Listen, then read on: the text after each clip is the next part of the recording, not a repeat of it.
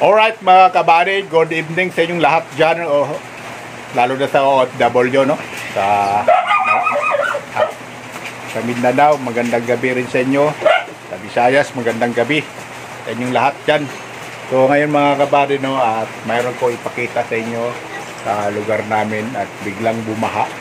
Pagdating ko mga kabady, no, bumaha sa baba, no?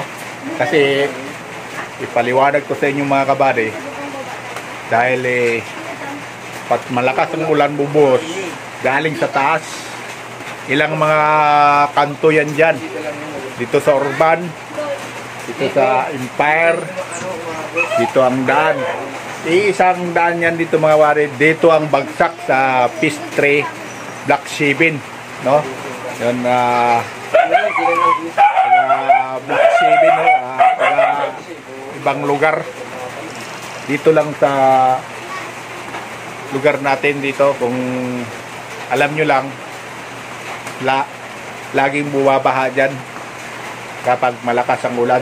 Dyan ang talagang bahain, kasi gagaling sa Urban, galing sa Empire. So dyan talaga babagsak, pinakababa dito sa amin mga kabady, no? So okay naman, nakatawid naman kayo at ipakita ko sa inyo mga kabady kung ano nangyari sa baha. No, intro muna tayo.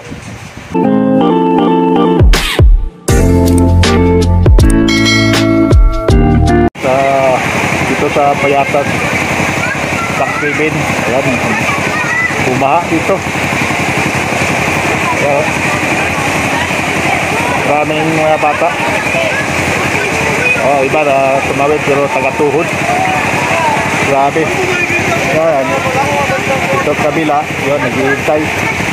Galing sa, sa taas.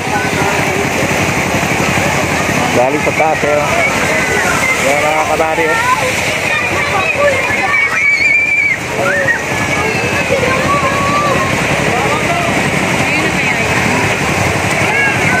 Mabaha dito sa, sa Block 7. Yatas Beach, ibang lupang Pangako. Ay,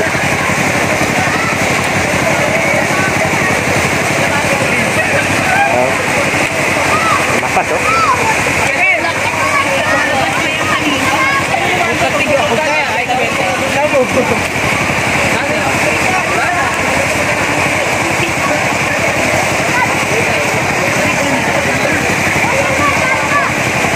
pwede pa tawid dito.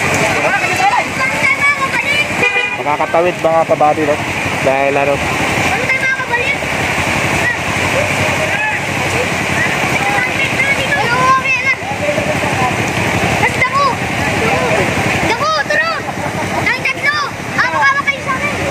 bata rin sayang-saya sa ano,